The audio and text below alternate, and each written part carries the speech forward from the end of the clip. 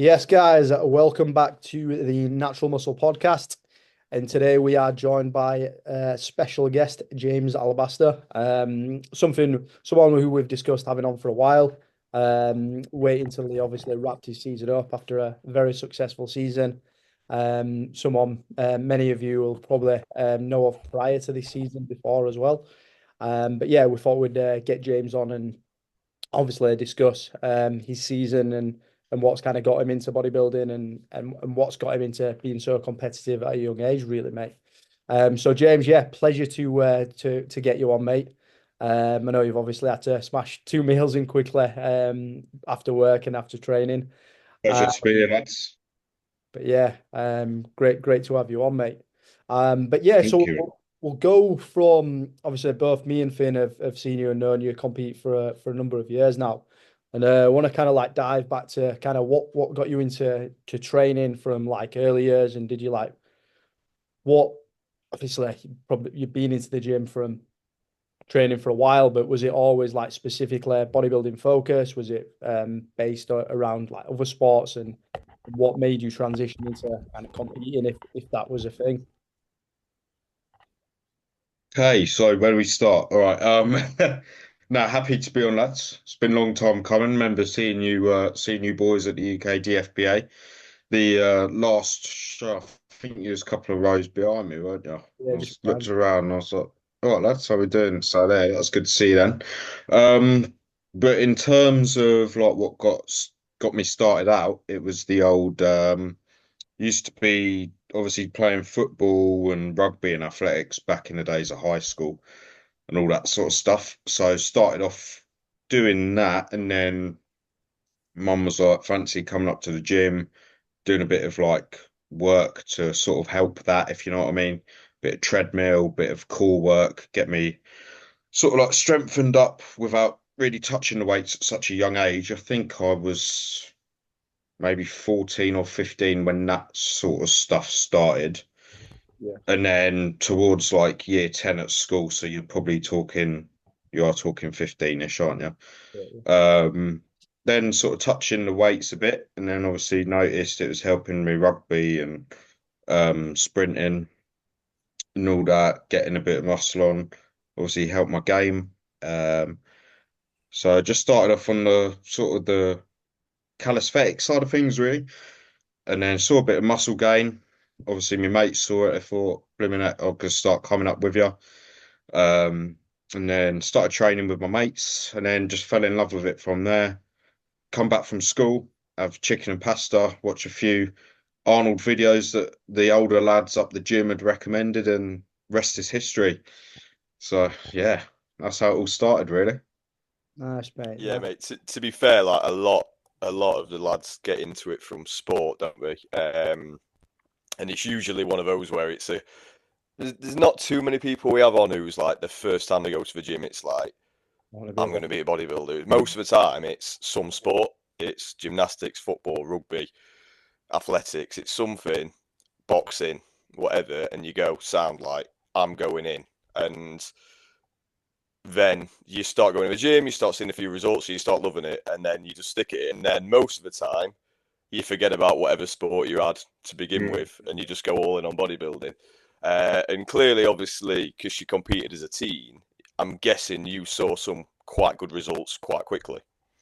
Yeah, it's got to be the old genetics, mate, because yeah, cheers for the family for that. Because I managed to, them newbie gains you get and all that sort of stuff. Things are picked up relatively quick in the first 6 months, obviously. I think it's good as well, like, the greats like Phil Heath and all that, they'd built a base up from their basketball or, like you said, football or boxing and all that sort of stuff. So I'd already built that kind of base for quite a young age. So even just like touching weights and stuff, I've always been like pretty good on the eating side of things. So touching weights, and then obviously you're adding a bit more protein, the more educated you get with older lads around you that are sort of teaching you how to do it right. That's what I'm very fortunate of. Hopefully, maybe a couple of them are watching this when this comes out. They helped me from quite a young age of like, this is how you do it. You need to eat this and this. stay consistent, but make sure your rest and recovery is also consistent as well, in terms of, don't you train 7 days a week and then you're not resting right, maybe do a 5 day, play your sports on the other day, because you've just got energy to burn at that point in your life, being so young. And it was just little things all sort of like merged together, which obviously sort of like sped up the process, I guess, really. Yeah. Yeah, mate. Yeah. I mean, to be fair, I think again, all of us have had some sort of older senior gym goer who kind of gives you a few tips of a trade when you first go to the gym. I certainly did, and I know Luke did on a previous episode where we've talked about like our backgrounds. But so in terms of like, 'cause I actually remember, I think I started following you in the year that you did the teens. You did the Southern, didn't you? 19. 2019, yeah. So that's when I started following you, yeah, because the BNBF put the pictures up, and I was like, fucking hell, like who's that big lad? So how did you like hear about the BNBF and natural bodybuilding? Like, where did that come about from?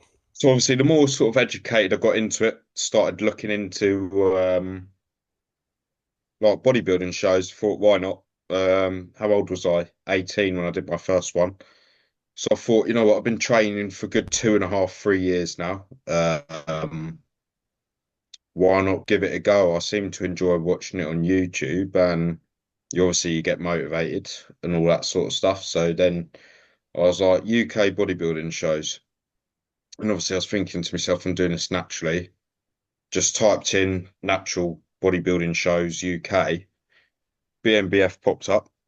Had a little look at that. Had a little research. Did a bit of Instagram scoping. Had a look at the athletes and all that sort of stuff. Thought that was like, wow, this is actually, achievable naturally. And then from there, it was literally just got the family sat down. I was like, yep, want to give this a go in a good 6 months. Going to start prepping now. Obviously, fed off the information that my older peers gave me at the time. I didn't have a coach, so I was so new to it, as you can imagine. So I did the prep myself, really. Signed up for the organisation, got on prep and did the show, and that's how it all started, really. I think if you can find any footage or see any old photos, you can tell that the posing's not all there, because it was I was very much amateur level at that point. But yeah, it was just a great thing to sort of tick off the bucket list. And then after that show, it was like, I actually want to do this, being up on stage, you get the buzz and all that. I mean, it was a lot of learning curves on the day. Because I didn't know this at the time, I'd obviously coached myself. Probably nutrition wasn't up to standard. I was killing myself on the stepper and prep. I thought like doing an hour and a half every 2 days was going to be optimal for getting cut, but it's not the way. The longer I've gone on with this and done more shows, but I was doing all that, done the prep myself, and then yeah, just kicked off from there, really. Yeah, I was going to say I was impressed with how big he was, and obviously Luke can follow on with that. But yeah, I remember just following you from that point, and I was like, "Fuck, that is a big teen. If he nails it, like in a couple of years, he's gonna." And then obviously, what's happened in the last couple of seasons. So I'll let Luke jump in now. Oh yeah, absolutely. I mean, I was the same. I mean, I didn't see you till the 2022 season, but that was at the Southern. I was like, who the fuck's this? This is a junior. Like, this is a big junior. And you was very That was a wicked early on. season. That was Yeah, quite awesome. early on in your junior years then. And I remember seeing that was June or July, I believe, wasn't it? Pretty early in the Southern show in 2022. Yes, it would have been Quite early on, wasn't it? July-ish, I think. Yeah, Can't remember July. yeah, but yeah, it would have been around then. Yeah. So I went down to that and I was like, yeah, this is a lot heavily muscle guy. And then I kind of followed your story on from there. And I think what happened from 2019 to 22, you had quite a big a leg injury. Was that ACL related or something? Yeah, so I touched over this quite a lot, actually. Yeah. To kind of dive into that, because I know Yeah.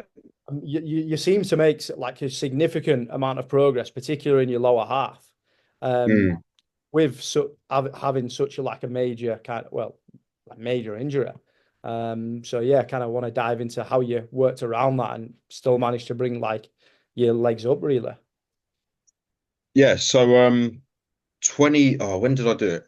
2020. So we was in lockdown and I was out playing footy with the lads. We were trespassing, so obviously you don't want to get injured if you've got to jump over a 12-foot fence. Obviously, it's not ideal going out in lockdown when you shouldn't be, but you can only stay sort of locked up for so long if you're that age and you want to get out and about. So we're just like, why not, eh?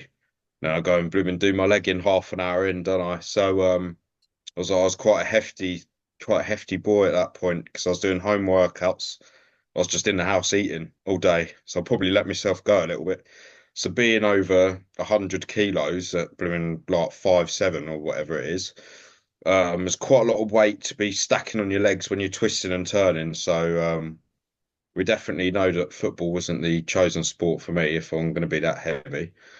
So I think I turned and my leg just collapsed under me and like it's going to sound grim, snapped out at the side at the knee, and it was almost like a gunshot had went off and like I was in so much pain I couldn't even swear or nothing. I was just like, what the hell? I was seeing stars. I was like, lads, did you hear that? And they're like, nah. And I was like, oh crap. Look down at my leg and it's twice the size of the other one. So I'm like, oh no. Because obviously I was dead set to compete in 2021. Have the 2019 show, year off season, compete 2021, sort of the year on year off sort of thing.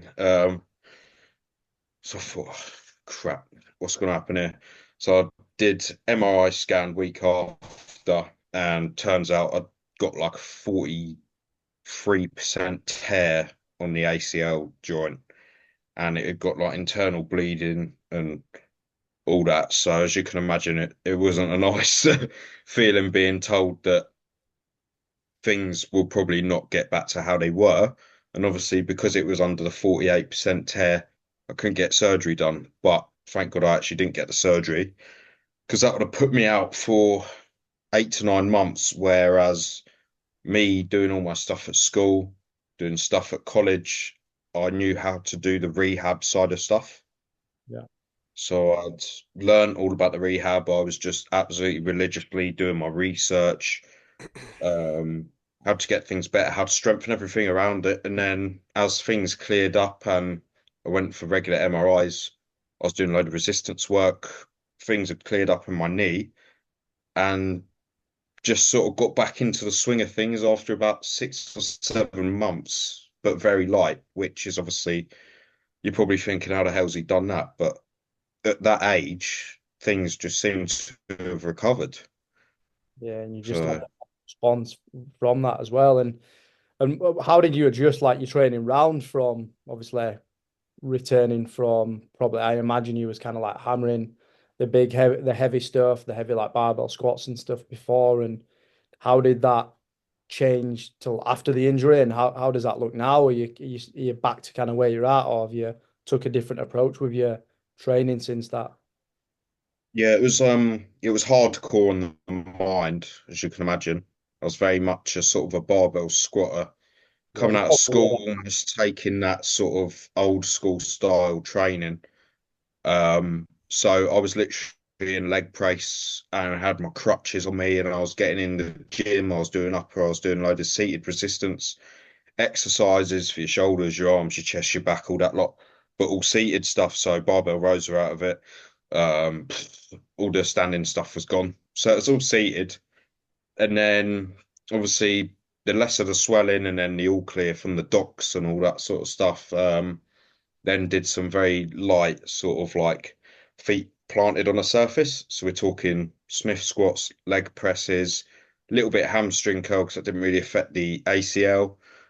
And then all your seated abductor, adductor, just where your knee is sort of like fixed in a position, really. You don't want to be touching the extensions and stuff when it's in that state. And then obviously just wore the knee brace and then wore the knee sleeve.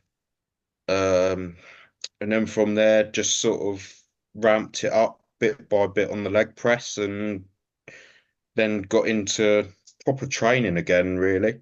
Just strengthened it up bit by bit. So that's how we did it, really. Yeah, spot on. Right. And I just want to brush back on, obviously you mentioned earlier through from starting as a teen, doing your first prep yourself, researching the shows and stuff, and researching the diet. Obviously, it's quite evident now. Bodybuilding's changed, particularly natural bodybuilding, but bodybuilding as a whole, we've definitely kind of leapfrogged in terms of the production standard and the standard of athletes. Like coming into novice years, juniors, teens, the standard's just growing tremendously, which is great to see. And now a lot of kind of first time competitors, even with the posing, it's almost as if they've been on stage before because they've just nailed it from the start. But where did you kind of get your information for doing your first prep, like your first nutrition diet? You said you're watching like a lot of YouTube. Did you kind of follow that with your posing and stuff? And how did you set that out for yourself?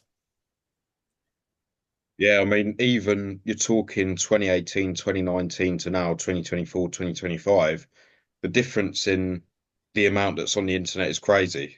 Like in the space of them 4 or 5 years or whatever. Um, so didn't have a coach. I see like if I can remember correctly, a lot of it was I think we had a couple of lads who were really into the gym but had never competed that were the older lot. And they would just do your research online, how you posed, like hence why the posing wasn't brilliant at my first show. Neither And all that. So not so neither's most people. It's only in recent years, and I'd say very, very recent years where mm, people are coming on from a first time and they're absolutely looking like they're into every single pose and they look great. And there's only a select few. It's just through repetition, really, isn't it? yeah, it's scary in a way, thinking that that's their novice year or first time, or say you got the younger lads like the teens and the juniors, and it looks like they've done it for a good few years already. So, um, considering when us lot first started, the game's changed a lot, like you said earlier. So goodness knows what it'll be like in the future, you know. Well, we've seen teens and juniors take overalls already. So yeah, the younger generation is just going to keep improving, which is positive for what we're all doing. You know, it's in good hands. But yeah, in terms of learning it all, it's very much sort of self-taught, really. Yeah. And then after that first show, obviously, you know what to improve upon, you get your feedback and all that, and then from there you just take it on, and then you get your coaches and you sort of learning more about it, the nutrition side of things, and all that linked together just yeah improves you for the next season going forward. So yeah, it's a big jump from that 2019 to the 2022 sort of like look and how the stage presentation was and all that because the knowledge was just better. So Yeah, absolutely. And in terms of kind of like recent seasons and obviously after coming off the back of successful season in 22, what was kind of like the goals you set yourself through from this year? Was it to kind of be up there, competing internationally and being up there pushing for obviously pro status this year through the PNBA? But what did you set out as the goal? I know you're quite an individual that puts a lot of pressure on yourself. What was the main goal and objectives of this season? yeah, so obviously coming off of the 2022 season, it was a case of I've really like had a good time in the juniors, done really well. You know, I've obviously without sounding like big headed, I've sort of done everything I wanted to do for the UK shows, if that makes sense, for what I entered. Um, so got all that out of the way, and then I thought gonna have 2023 off because I know when things get to 2024, it's gonna be like the shark in the tank to being in the shark tank, if that makes sense. You're in with the older lads, they've got years on you. Um, so I knew that I had to put on some quality muscle in that 2023 period. So I was training hard, I was eating big, just like I'm doing at the moment, took it very seriously. Getting all the basics right and then improving, getting myself in a posing room a couple of times a week, making sure that everything was nailed in terms of the presentation side of things. And then 2024 rolled around, and then we got our sights set on the shows that we did. So yeah, it's been a big season, mate, and yeah, glad it's all done because I can eat again, which is nice. But yeah, missing the whole buzz of a show coming around a little bit now. Yeah, absolutely. Yeah, and you mentioned through with the eating, and that's something I'm sure me, Finn, and plenty of our listeners were gonna kind of dive into really. And I'm sure some of the younger listeners, particular, can take something from that. Because I know obviously you're always been behind like big eating, fueling yourself for sessions and stuff, Mhm. and it seems to pay off for you with. I'm obviously adding the quality tissue, mate. But yeah, the food and the fuel is it like as soon as you Yeah. come in, changing through for the seasons, are you kind of like laser focused to right? Okay, let's pack on this size as soon as possible and let's fuel up. And if you is you all Yeah, very much. individual with that big appetite? Yeah, I'd say it's very much the old school approach. Like, if there's any younger listeners watching this, like you lads know, eat big to get big, right? So, yeah, if there's any youngsters watching this, if you've got a coach, obviously abide by what coach is telling you. But I've always been one to sort of have the de-stress of show season in the off season. So I'll go to coach whenever prep comes around. But because I've done all my research and all the rest of it, I've done nutrition courses at college. I know what's going on in terms of what is good for you and what isn't, and how much leeway you should give yourself and all that sort of stuff. So I'm weighing all my food at the moment. You know, it's not like I'm mucking around with the diet side of things. I'm having two off plans a week. I'm on about 4.5 calories a day at the moment. I'm getting my steps in, training well. Um, it's just nailing the basics. And I think a lot of what the younger lads and ladies have been sort of like subconsciously shown on socials is to overcomplicate everything. You know, you got to train nice and smart. You got to go nice and slow. You got to have everything down to the T, or you're not going to grow. Um, I mean, the old school fellas, they ate well, they trained hard. Maybe form wasn't all there all the time, but as long as you're nailing the basics in terms of getting good food and training hard, you're going to grow. You know what I mean? And obviously, genetics plays a part. Some people can get away with it more than others. But yeah, it's just about getting them basics sorted, really. Yeah, absolutely. And I'm sure Finn has something to well to go down the route of asking what's obviously we got to your point through this season and diving through to kind of the plans through from obviously next Mhm. competition to pro. So I'll let Finn dive into that side of things with us. Yeah, Awesome. so just to recap, obviously, probably should have done this at the beginning. Not that anyone won't know, but James, won the UK FBA British title as in the medium category. Went on to win Universe and won his pro card.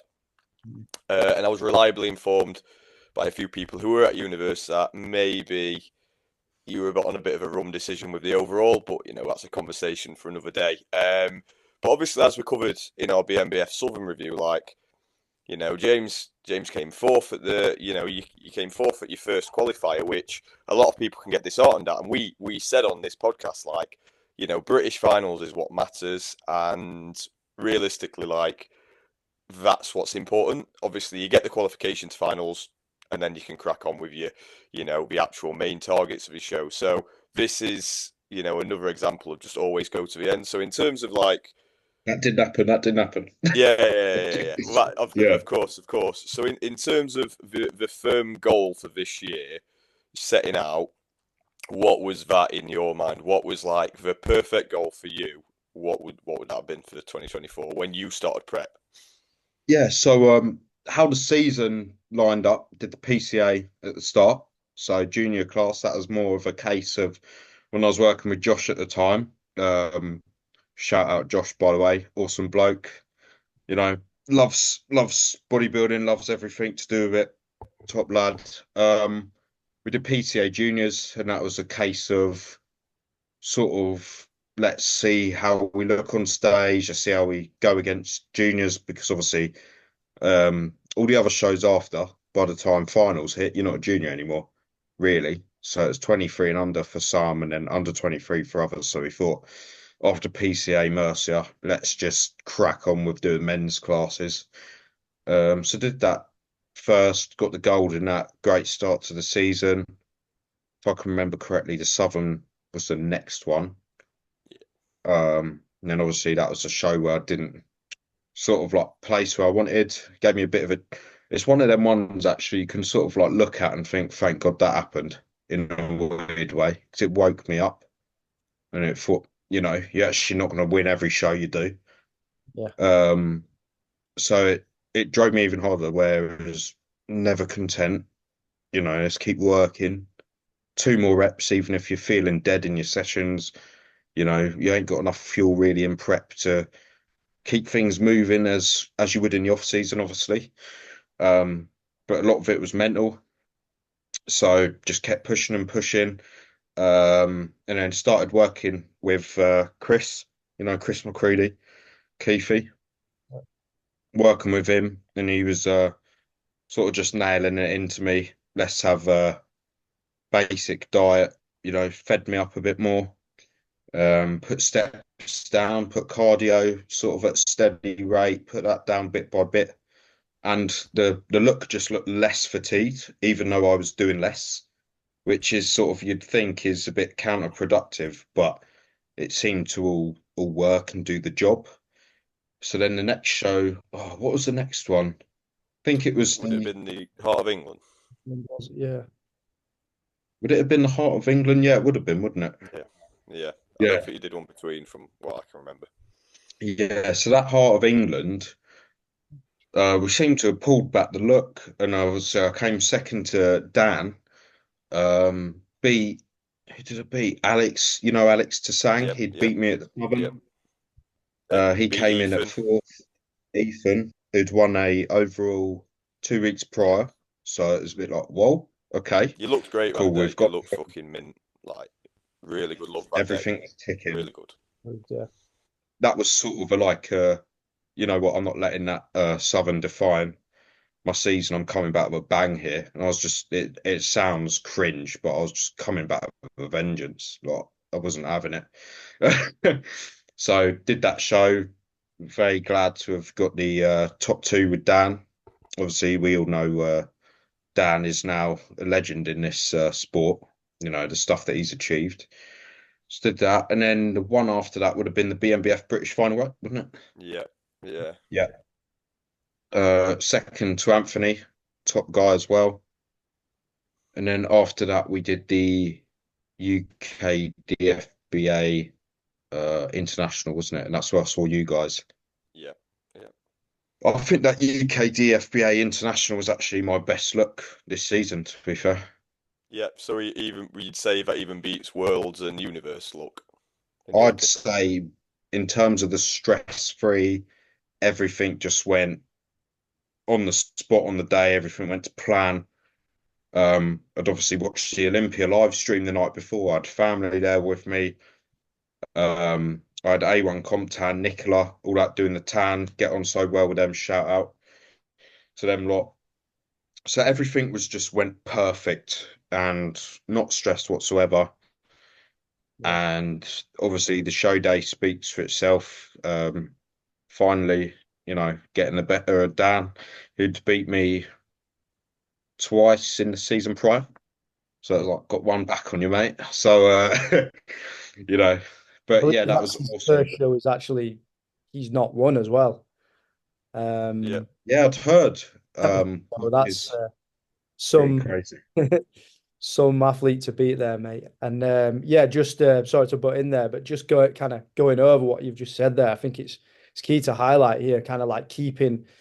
Well, we saw you there at the show prior to you actually stepping on stage, and you just look so chilled out and relaxed, and that's where you want to be, really, like to deliver your best to stage, like be nice and chilled out and relaxed. And it's definitely something I struggle to do on show day. I'm very like stressed out and like, and it does make the difference. So yeah, being in that place ultimately like landed you in your best look. So I think that's important to kind of like get out there to other athletes to ensure, yeah, they're stress free, like they've done what they can do, just enjoy the day, and you It's definitely the look thing.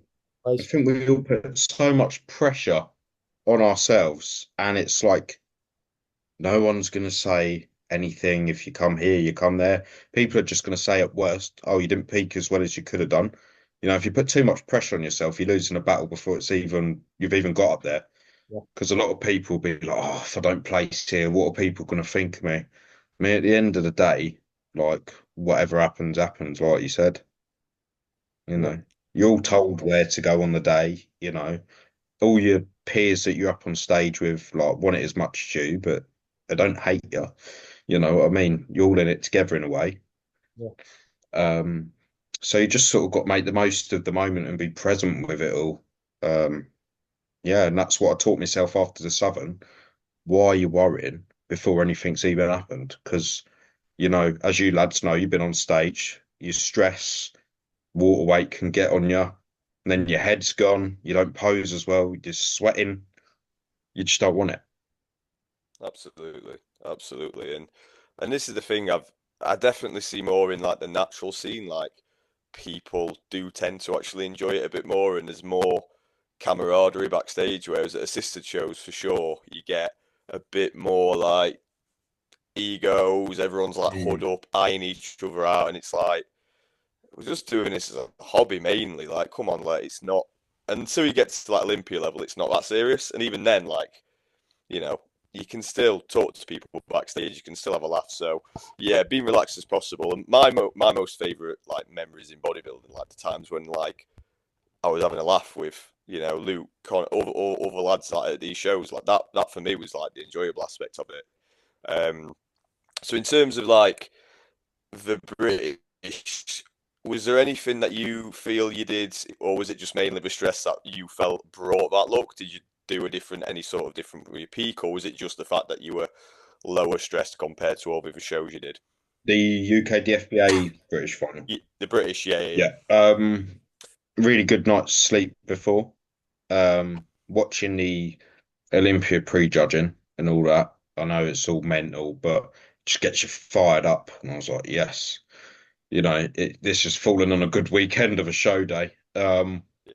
Just doing all that, and then like feet up regularly. You know, we're all sat together ish. I was just sitting there watching the show, enjoying it, chatting to friends, family, and it was the most sort of like at ease show day because nothing went wrong. There's no blips or nothing. I think that all just came together, and I was just like, yeah, I'm gonna kill this. You know, what yeah. happens today happens. You know, I'm up against Dan. I'm up against who else did I face? Rue. Yeah, Rue. Yeah, Rue People, was in there. he's Known all the lads previous to yeah, It was sort of it was a going up phenomenal there. top three. Absolutely Oh, ridiculous top yeah, three. wow. I mean, even the lads who came fourth and fifth at another show, they'd be right there in the top twos. You know, Oh, awesome structures, conditioned. Yeah, that was one hell of a class. That was, and it's a really good sort of advert for UK DFBA shows going forward. I think yeah, having just that to look back on and think, yeah, this is the standard of athletes that we have here. probably one of the absolutely. I mean, I was going to say it was the best top three I think I've maybe ever seen at a British final. Like in terms of how good the three were. Like there's been some mint top threes this year, but I thought like looking at how free you were, because you were all absolutely on. Like you were all three of you were bang on. And like you say, you've got Dan, you've got Rue, Rue's going to be a future Dan. Looking at him, he's got a similar Mm, structure with those wacky quads. And Dan obviously has never lost a show up until that point, and has now gone on to become a world champion. great. And I think was he given his DFAC Pro card at Worlds as well? Dan, he he was. won his he won his class, Yeah, but I think the DFAC Pro card was only given to the guy who won overall, which was Stefan, who yeah, the German fellow who beat me in the middleweights. yeah. Okay, So if you're okay. going to lose to anyone, you lose to the new pro, right? Well, that's what I was going to say. I was going to sneak that in and say, technically, you are the amateur uh, best middleweight in the world, because obviously Stefan now had gone into the pro ranks, so you could still say you're your #1 amateur in the middles with the DFAC. Oh, then as well, wasn't it? In other federations, I believe he had his WNBF pro card. He won his WNBF pro card like 2 weeks before because he beat Steve Hall in Holland, I think. Yes, I didn't know this until after we'd exchanged Instagrams, and I was like, just my luck, innit? He's very good. I don't know if he's doing Worlds tomorrow. I don't know. I'll drop him a message or something, see what he's saying. Yeah, because the pros are on tomorrow. Rue is actually, just before we came on, he just took top 5 at WNBF Worlds in the lightweight. So Anthony came second, Anthony Campbell. So shout out to them boys. And a couple of Martin and Tom Lees came 4th and 3rd. So yeah, good outing for the lightweight boys. But yeah, UK bodybuilding is doing bits at the moment. Oh, really. Mate, yeah, like at all the international shows, like we have placing top 2s and 3s like across the board. So in terms of like for the universe, after obviously the DFAT Worlds, like did you know that was going to be your last show, or were you thinking maybe with any others? I know funds obviously is never an easy thing to do, and competing internationally is expensive. So was the universe kind of like the last dance for 2024 before you went in, or was that a decision you made after? At the start of the season, we thought Natural Olympia was going to be the top, and we'd want to get there. But the longer the season went off, me and Mum, Mumsy, she's always coming to the show days if she can. She's always on the vlogs. We were having chats, and we were like, "Your body's finished. Like when prep's fun, and then it gets to the point of it's becoming a chore, and it's like the next show day's in sight, but you're just doing what you have to do, and the fun is being lost slowly, which should never be the case. You should want to do a show because you want to do it. So we got to Natural Universe, and obviously we're in Budapest, lovely place. Wow. So we thought, 1, your body's finished.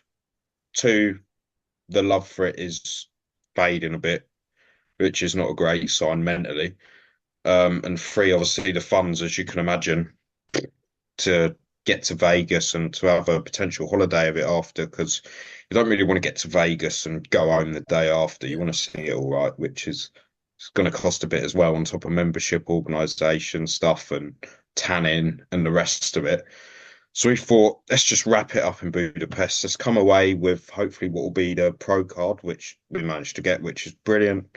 Finishing the season on a high like that after getting top 2s pretty much throughout the year. Just missing out on a couple of wins. So the fact that we'd finished on a PNBA pro card win, and we're in such a nice place, we thought, let's just have a holiday till the Wednesday after the show, which was on the Saturday, and just enjoy it, just for once, just pig out, have time together, do a bit of sightseeing, and just de-stress from it all, because it's been long enough now.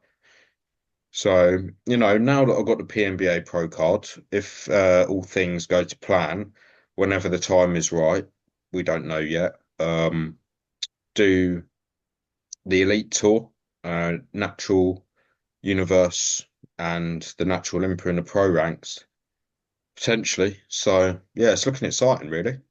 Yes, mate. Yes, sounds good. Sounds good. And by that point, if you watched our episode of AJ last week, 2 weeks ago, the pro bodybuilding show for the NBW International will obviously be any pro card affiliated. So that is a UK pro show you could jump into. And if you're competing again in a couple of years' time, good prize money, a great venue, massive exposure. So that could be a really good show to target as well. So no, mate, I think you're bang on. Getting better and better, isn't it, as the years go on as well, which is exciting. Yeah, absolutely, and I think you made the right decision there, because you don't want to go to Olympia when it's like, I won't say you're one shot, because you're good enough to qualify and go many more times, but you don't want it to kind of feel like this is my only time I could ever get to the Olympia, the Natty Olympia, and you go and you don't look as good as you did a few weeks ago. you can't enjoy it because you're stressed about the money. You can't stay afterwards, like you say. So I think you've made the right decision of going. It's always going to be there, that show. Go when you can really enjoy it and immerse yourself in it. So I think you made a really, Yeah. really mature Who's decision there. And yeah, that's the thing. hungry. Who's gonna wanna do a show and be burnt out for it and not even enjoy it? What is the point? The show will always be there, like you said. And if you want to go to a show that big, you want to bring your best.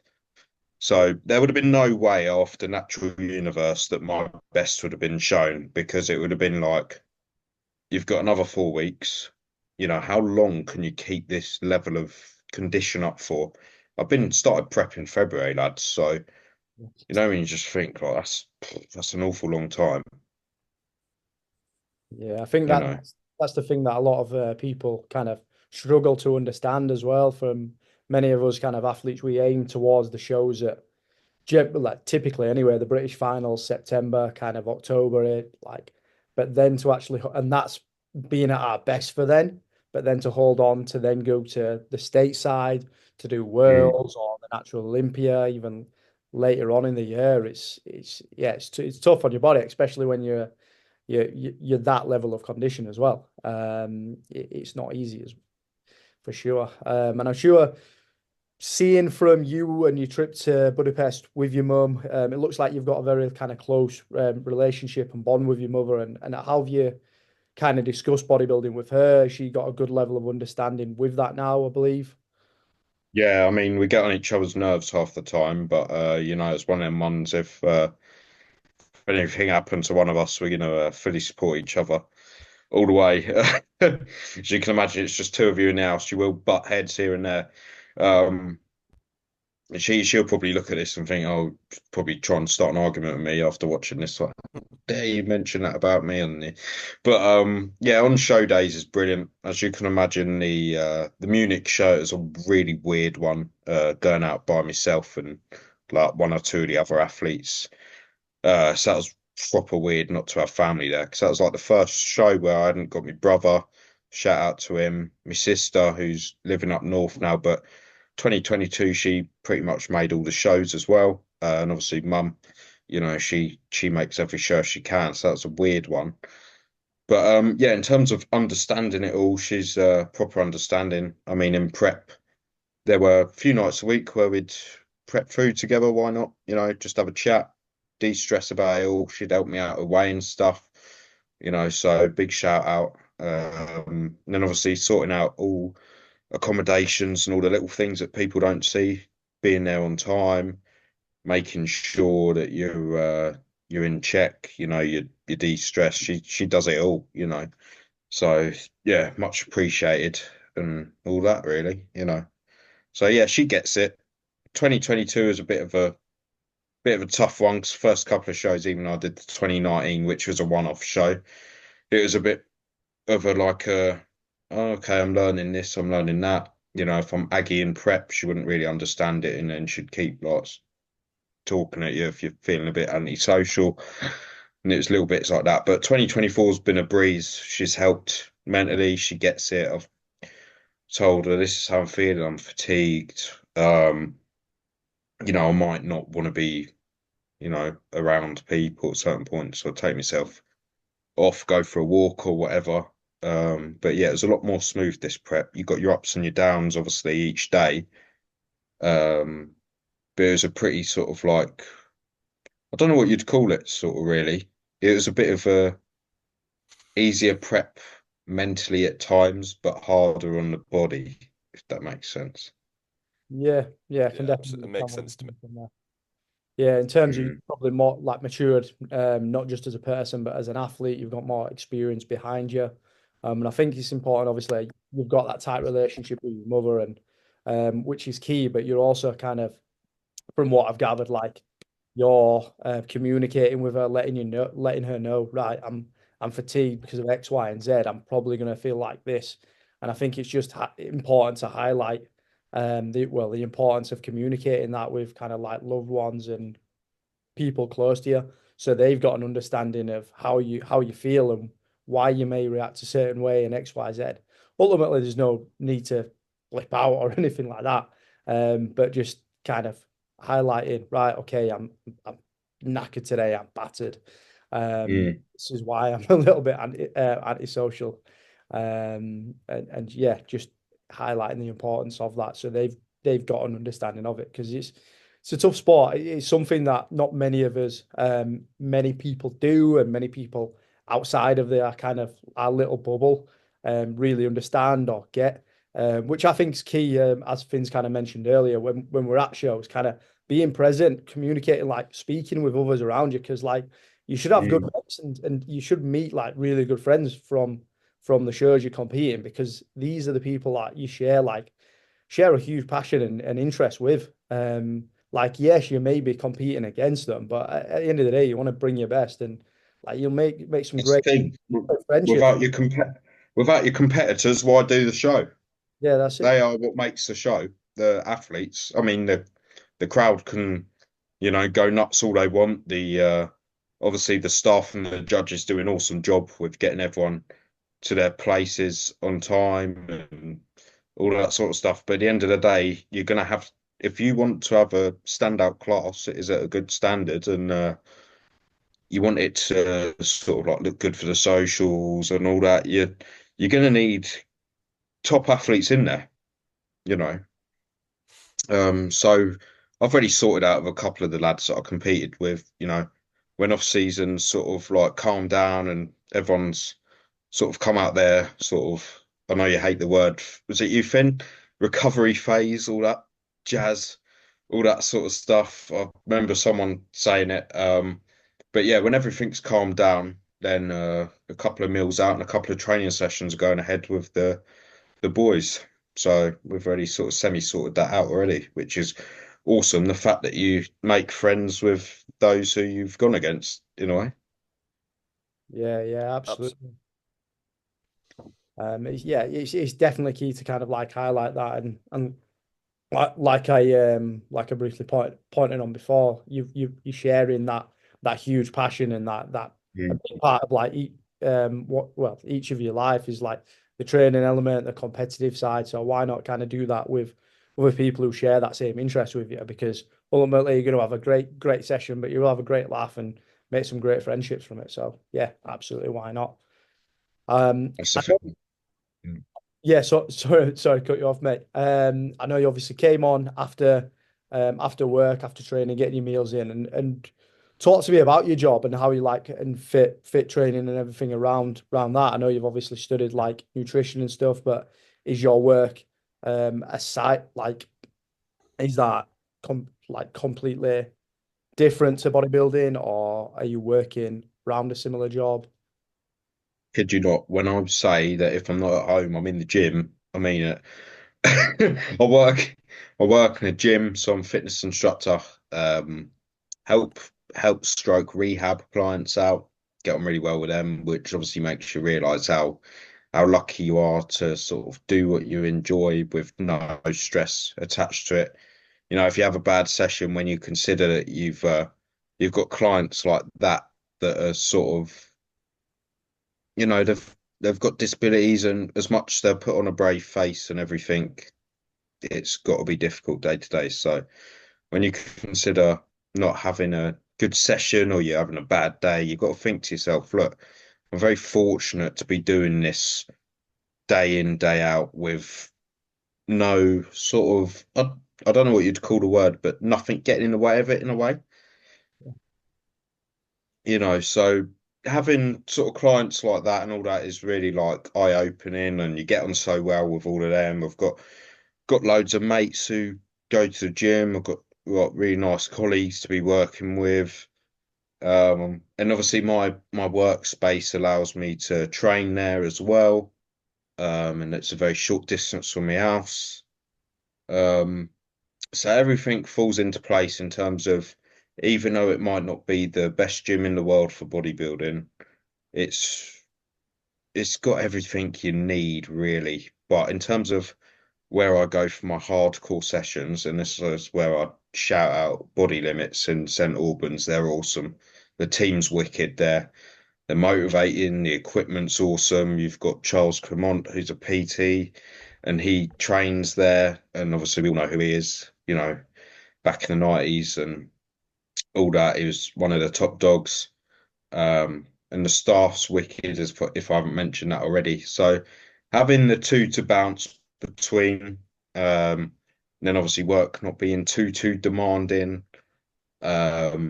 staying on top of my food, everything's good at the moment. I mean, in terms of future stuff, like you lads do, the online coaching side of things, getting more hours in as a one-to-one trainer on top of what I'm already doing, would be awesome because I just love working with people, motivating them and passing on knowledge because, yeah, just love it really. Yeah, wicked, You know, and wicked. it's one of them ones where it's like, if I wasn't involved in the gym or helping people, what would you do? If I ever got asked that, I wouldn't know how to answer it. Yeah, kind of all you've ever known, growing up in a gym. Yeah. Yeah, and you've only looked towards that. But I think it's great, and the main thing to point out on it is how like, and you can see it when you're saying it, like the passion and the love for what you're doing. Because I've hold my hands up. I've been in work, like being in jobs and stuff. I've done it just for the money and not enjoyed it. Kind of questioning like why am I doing this? But Mm. like yeah, if you love what you do, like absolutely you're in the right place, mate. And yeah, continue at that and yeah, continue helping people because you're in it for the right reasons, mate. Absolutely. So yeah, absolutely bang on with that. And talking through, so obviously I know you briefly mentioned you like to compete like 1 year off and then obviously compete after. So is 2026 going to be the next time you step on stage, but as a pro? Is that what it's Maybe, like? maybe not. Maybe we might go a bit earlier, but we are not sure just yet. Just checking my battery on my computer. Hold on a sec, lads. 1 hour, 7 minutes. I think we'll be all right with me. But yeah, in terms of obviously competing next, maybe go for one, two, or three next year. We're not too sure just yet. So that's up in the air until sort of February, March time. I think I want to just, what I mean, just like bodybuilding. I enjoy training, but just back off for a minute. Um, so just going to get Christmas out of the way and then we take things from there. But obviously, now being an ambassador with Silverback, which is awesome. Them lads have took me on board.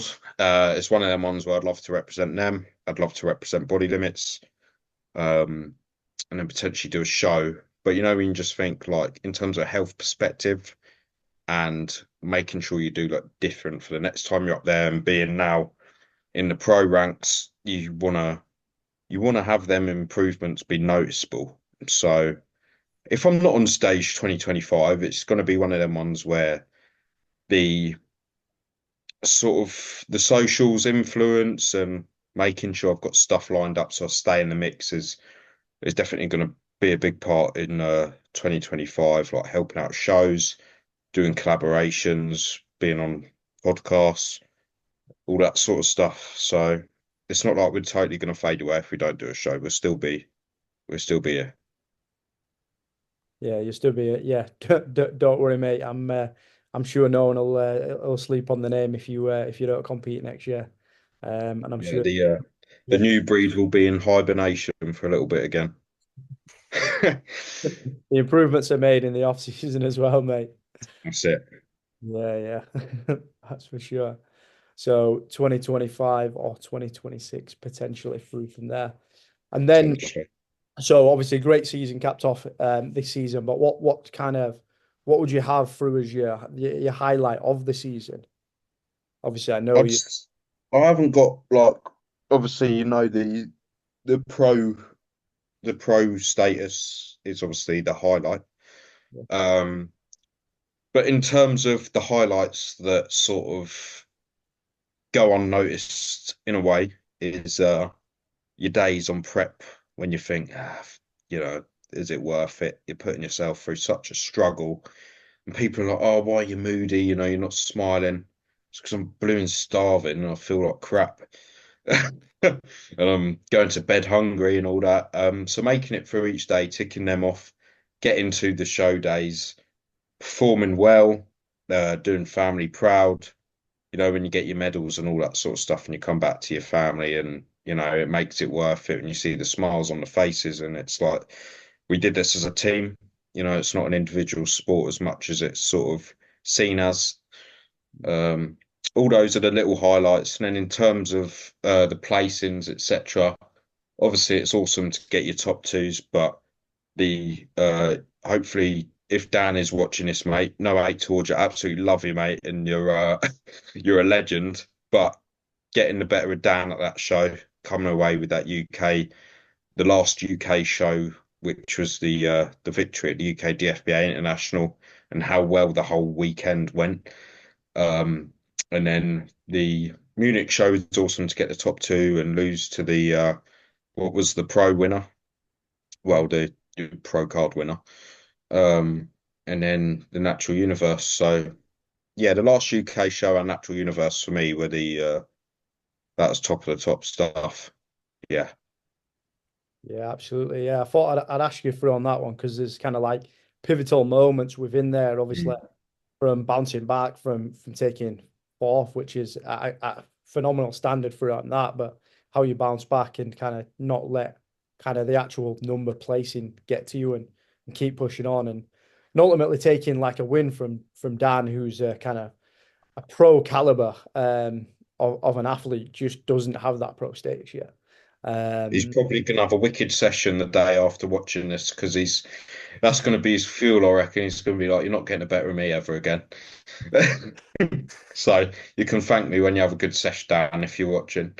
But yeah, little bits like that really do make you miss it when you sort of relive the buzz, and then like say if you rewatch clips of your old show days and all that, it makes you want to get like back up there, you know. So I might be back sooner than expected, but we'll have to see. Because obviously, you know, the whole social aspect of it outside the shows and all that does take a hit. You know, even little things like going for my 2 off plans a week out with mates, it does make a big difference in terms of just breaking the week up and having something to look forward to. So might miss the buzz of the show day, but in terms of everyday living, you got to love your off seasons, don't you? Yeah, absolutely. We spend most of our time there as well, don't we? So that's we can't just be in it for the for the competitive photos and yeah, for the traction we get around that time, because that's going to be only a small fraction of what we do as bodybuilders. Like the main thing you've got to enjoy is the training, the eating, because that's what we're going to spend the majority of our time doing. And yeah, you can certainly be an ambassador for both of them, mate. Particularly on the eating side of things. Oh, big foodie, mate. Yeah. Yeah, absolutely.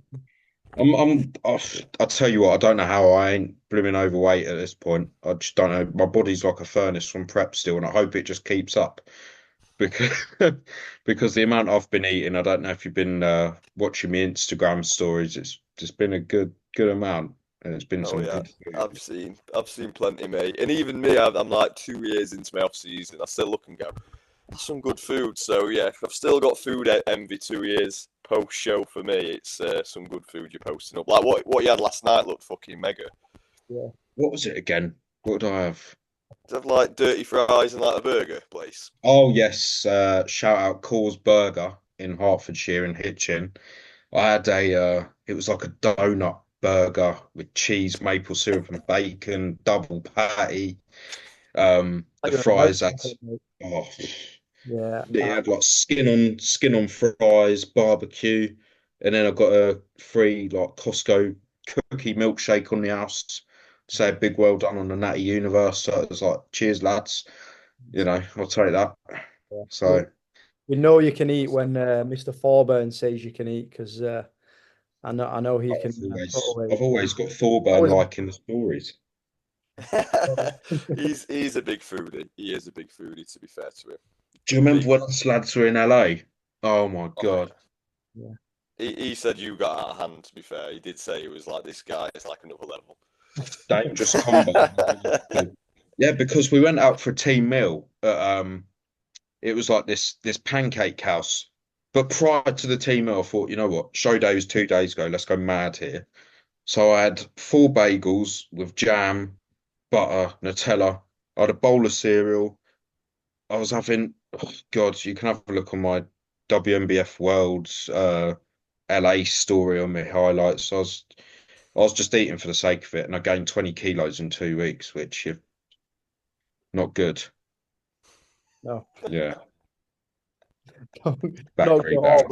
But luckily, you're the one man that can get away with it. Jesus. Oh, I didn't get away with it. My bloods came back awful. So Oh, yeah, high cholesterol, that sort of stuff. So, but yeah, in terms of when the season's done for me, the season's done. I'm not one to think, oh, I'll stick on plan and all that. Like, I want to get away from it. I've done my work. I know a lot of people won't agree with it, but I'm very much a case of the work's done, job's done, just enjoy life again. And then when the time's right to get back into prep, just get into it and lock in, just switch. I find it quite easy to just switch like that. So, but yeah, in terms of the rebound this time around, we had a good time in Hungary. We ate good, but in terms of when you think about water weight and obviously you got a bit more fat on you and you probably gained a bit of muscle. I'm only 10 kilos above stage weight, being a month post show. So, Yeah, I feel lost that better for it. last time. Yeah, Yeah. bit of a better rebound. Yeah, I'll tell you that. I'll tell you what actually helped, lads, was the fact we was eating a good amount in Budapest, but we were getting 25k steps out each day, yeah. just walking around. And if I hadn't have been doing that, I'd have been in the same boat as 2022. So Yeah, just keep it thankful for the walk. I think you've got your mum to help on that one as well to kind of Mm. rein you in from the cookies. Yeah, she was like, "You sure you want to eat that?" And I was like, "Yeah." Um, but I was a bit more sort of if I'm full, I'm gonna stop. I'm not gonna eat until I look grey, which I did in 2022. So the maturity side of things, you never know.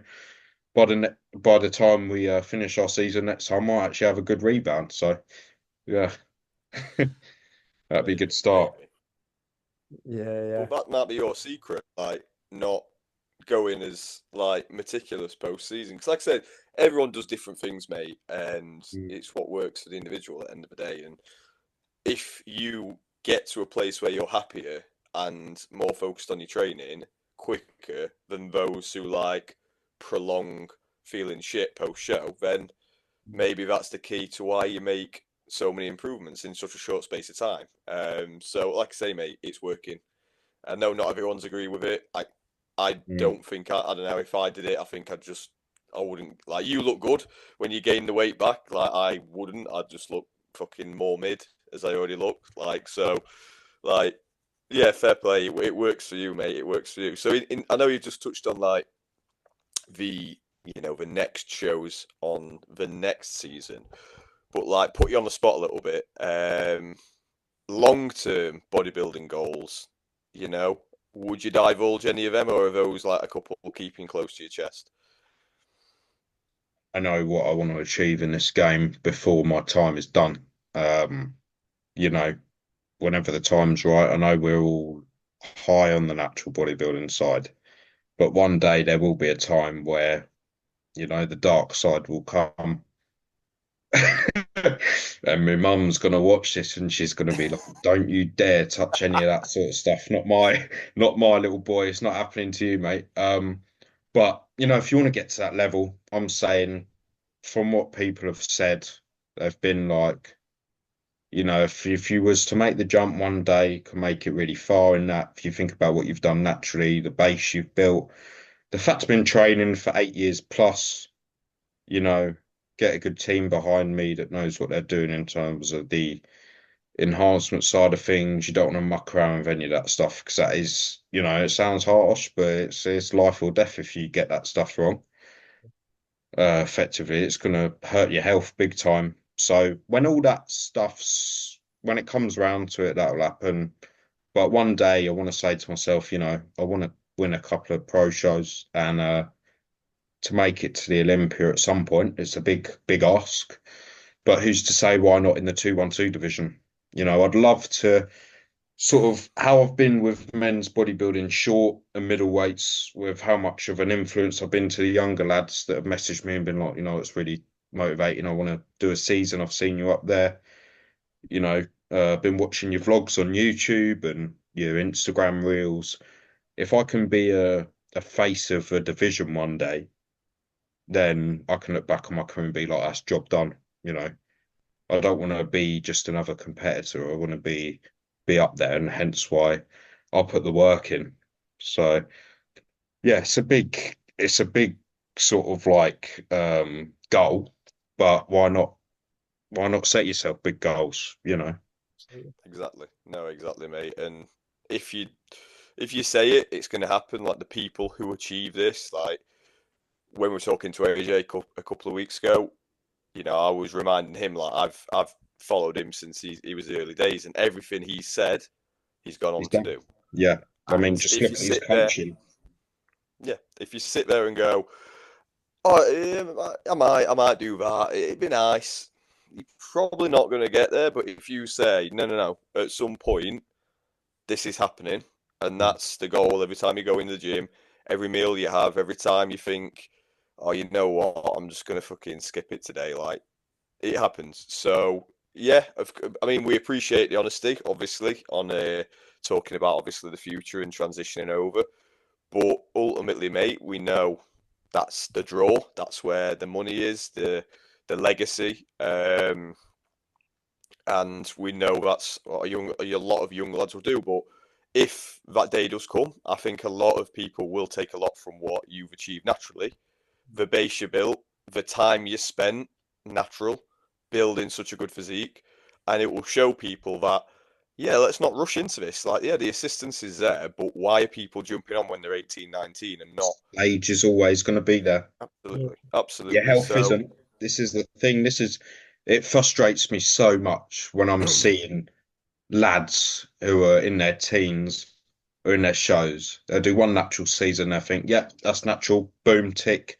Time to hit the source. And you might be all right now, but there's a cat in the back. yeah, I was going to say, yes, in the cat. One of the six. It's a bit of a madhouse here. They're all rescues, so don't judge me, guys. No, it's good. That's nice. But yeah, it's frustrating's not the right word. Sad, I'd say, because they ain't built the base up as good as they could. The muscle maturity ain't there yet. I think you hit your peak when you're blooming like 28 or whatever, isn't it? Something like that. Yeah, I mean, with So I even mean, Ben yeah. Lloyd this season, he's looked his best. Oh yeah, I don't, wicked. yeah, and I'm sure he wouldn't mind us sharing. Like Ben, he's into his 40s. Like Mm, he's a masters competitor, but he's looked his best ever, and not just in terms of condition, but muscularity wise, he's yeah. grown significantly. So and you're an example of that as well yourself. Obviously, still young, 23 years old, but from 5 years on since your season as a teenager, um, Mm, even from having like being heavily muscle for a teen, then how much improvements you've made by staying within the natural kind of route, um, and what progress you can make and what you can actually achieve. Obviously, yes, yeah. having Sorry, good guys. and putting the work in, it Solo. pays off. But it Oh, just just got highlights caught up a minute. achievable, naturally as well. What you can achieve through on not just physique wise, but the kind of experiences you're able to have, not just yourself as well, like taking going away with your mum competing, and the experiences you share, and also meeting other athletes abroad and stuff. That is still there as well. With competing naturally, so I think it's important to to get Yeah, definitely love to have a pro season under the belt. And then we'll reassess things from there. I mean, it's no disrespect towards natural bodybuilding or nothing, almost as if it's a stepping stone to get to here. to an IFBB card or anything like that. Is let's see, I'll look next to the pros. If I win a show, I might sort of say to myself, you know what? If I'm killing it in this game, why break what ain't like broken? That sort of like term of speech. Yeah. But it's literally going to be a play by ear until we've had that pro season, you know. So I could be saying all this now and things never happen. But in terms of competing at the highest of levels in the natural game or the enhanced game at the O and all that sort of stuff, that will happen at some point. It's just when, you know. Yeah, absolutely. And I'm sure we can both back you on thinking, yeah, absolutely. If you go down that route, the potential's definitely there. But it's understanding as well and being honest with yourself and thinking, right, okay, am I making this move because I have got the potential there, or am I just doing it when I've not spent enough time growing kind of naturally? And that's what we want to kind of get across to people, really. But yeah, like totally appreciate your honesty there, and yeah, I think whatever route you take, mate, I'm sure you'll do very, very well in either side of the sport. Yeah, that's the thing. Like, I've had people sort of say, with your genetics, why put it to waste, you know, sort of thing. And it's like you hear that and you think, you know, as much as you'd want to stay natural for the whole health aspect and loving the game and sort of being an ambassador for it in a way and all that sort of stuff, you do think to yourself, what if? Yeah, But like we said, that'll all come to it in due time. yeah, absolutely, mate, absolutely. Yeah. Well, How are we doing, lads? Anyways, yeah, I mean, seeing updates enough from enough on yourself, me. seeing updates from yourself, mate, it's hard to not hang Yeah, your sorry. boots up and retire. Um, What's next for the pod? Who we got? Any big things happening soon? so probably cover through from multiple guests. Obviously, WMBF Worlds coming up. Obviously Yeah. going up, on this weekend. Um, and yes, covering a lot, multiple athletes like yourself, who have had quite successful seasons. And yeah, we'll see where the new year kind of takes us, really, mate. Mm. Um, but yeah, I mean, been a pleasure having you on. Obviously, diving Cheers, deeper guys. to obviously your backstory and everything, and your future plans, mate. And right behind you in terms of what's next for you as well. I'm sure we'll follow along on the socials, whether it's just a food page or not in years to come. Um, yeah, we'll definitely James eats or something. get James Eats, mate. That's what That, it's about. But yeah, I'll be, you know, whenever you guys want to do another pod or whatever you want to go for a review, if you want to have a little special guest or whatever, you know, I'm always here. Um, and then in terms of going over shows for next year, I'll be happy to attend, see it in person, have a little chat about it and all that. You know, it's been good. I've enjoyed this. yeah. So you know, quality stuff, guys, and excited to see what happens for the rest of 2024 in terms of the reviews, and then 2025 with all the stuff coming up. So yeah, it's exciting times ahead, lads. Oh yeah, exciting times ahead. I mean, we've seen Mm. through the international shows, like how things have evolved. Obviously, what AJ is doing with MEW, for next year, it's going to be exciting in terms of production levels for the UK, and I think that's going to put our UK athletes on the map a lot more, and bring more attraction to the sport from the outside. Obviously, us within our bubble, we know the UK side is very, very strong. We have a very, very good talent of athletes, particularly in the natural scene. So I think getting more eyes on that and getting the better production behind that, that's just going to elevate both the federations and athletes as well. So very exciting times, but also worrying after having spending a long time in off season, coming back thinking I might improve but get a worse place in because everyone else is just phenomenal now. But that's just the way it goes. But Have yeah, you guys got shows set in stone yet, or but you might be on before you'll be on before us, mate, if you go next year. reckon? 2026, Yeah, I won't be next year. 2026, just of other work stuff, and and that coming in the way and prioritizing that, and just more time to grow, really, mate.